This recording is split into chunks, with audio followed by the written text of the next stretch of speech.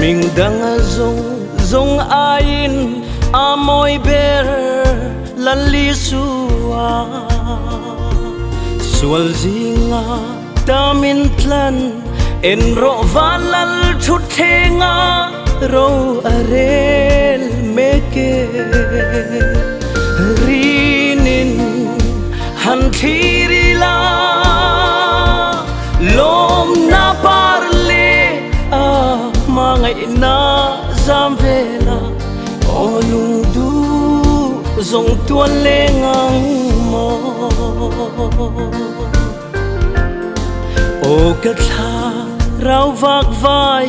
ilali mulovem ne en ro zai on fate chatuan ram ro pui panin an lakal meke rinin hanthirila lom na parle mangai na zamvela olung du zong tuan lengang mo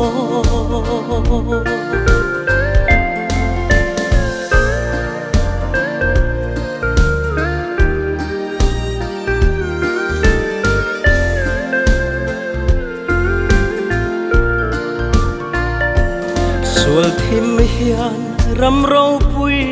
le kalal pa me lalia pial ral kal na kabo tharau min shuai ro lungai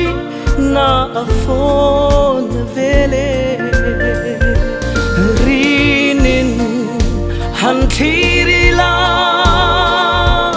lom na parle mangai na zamvela olung du zong tuan lengang mo sual thim hian ram ro pui le kalal pa me lalia pial ral kal na kabo tharau min shuai ro lungai na afon vele rinin hanthirila lom na parle mangai na zamvela olung du zong tuan lengang